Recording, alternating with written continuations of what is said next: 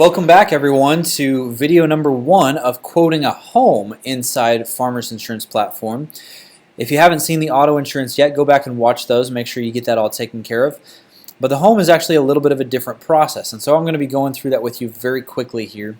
You can actually start a homeowner's quote through the main Farmers dashboard, the same as you did with the autos, by hovering over Start, clicking on Auto Home Umbrella, and entering the information for the client there.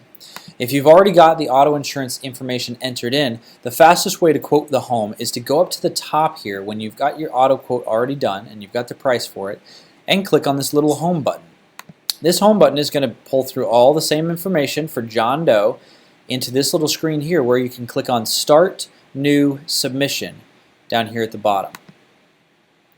Once you click on that, it's going to take you to a new screen. That'll show you again the same options. You can quote auto, homeowners, or umbrella. We're going to select the homeowners on this one. Obviously, we're quoting a home. And we're going to again click on the yes to both of these and click next to get us to the next screen. Now, I'm quoting an actual home, more than a townhome, more than an apartment, more than a landlord policy. This is a single-family dwelling that somebody lives in, potentially single-family, that somebody actually owns and lives in. So if we scroll down a little bit, we can see most of the same information as on the auto prefill screen, which is going to be your effective date for the policy, commission series, who's getting paid, what state it's in, what discounts they're going to get. We're going to give them the auto discount. You know what, on this one? We're going to give them the life discount too. We're going to go up to the top over here, make sure all of this is correct, and then what we're going to do is go ahead and click on that next button. This will take you to the dwelling coverage screen. Oh, we got a little error there. You see that? We go down to the bottom here. They need, if they're listed as married, they need to have a spouse added right here as well. So go ahead and click on Add and do Existing Additional Person if they've already been listed on the auto policy, and select them right there. So now we've got Nancy as the spouse of John. And then that'll allow us to click Next and go to the following screen. Once we're here, this looks very basic and simple until you hit this button right here. Create valuation is necessary. Go ahead and click on that. That's going to give you the details of how the home is listed as being built. For instance, what type of siding is on it? When was it built? What are the square feet? If nothing pulls through, then make sure the address is correct. If it is correct, then this is potentially a new home. So I'm going to put 2020 as the year built. I'm going to put the finished square feet as 1,600,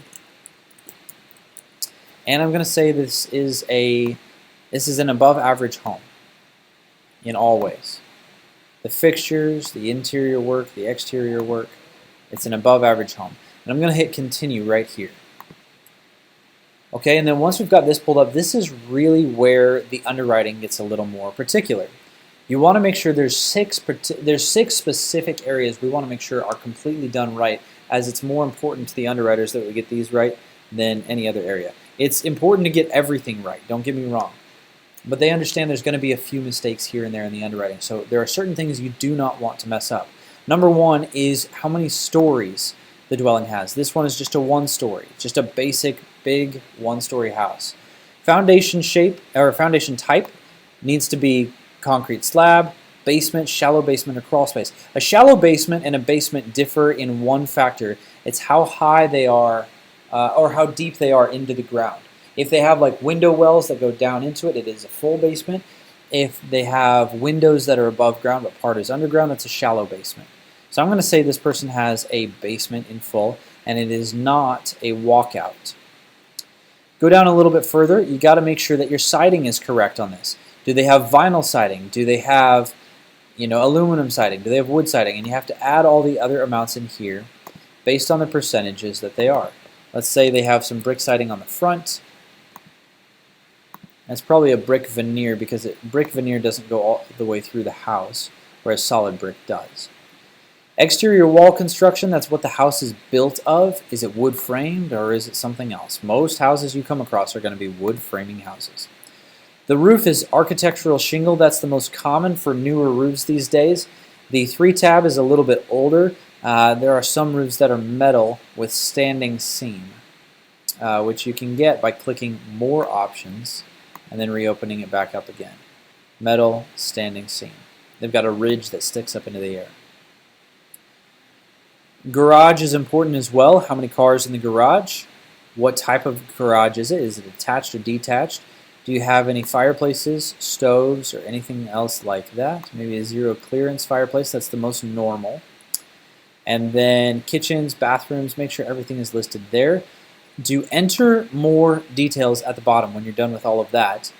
And make sure that the foundation shape and material are listed correctly, as well as the roof shape. Gable is like an open book that has two faces. Hip is more like a pyramid where there are no open faces, but everything is closed off by a roof. So concrete basement, L-shaped foundation. I'm going to go ahead and leave it here after I hit calculate now and then click finish.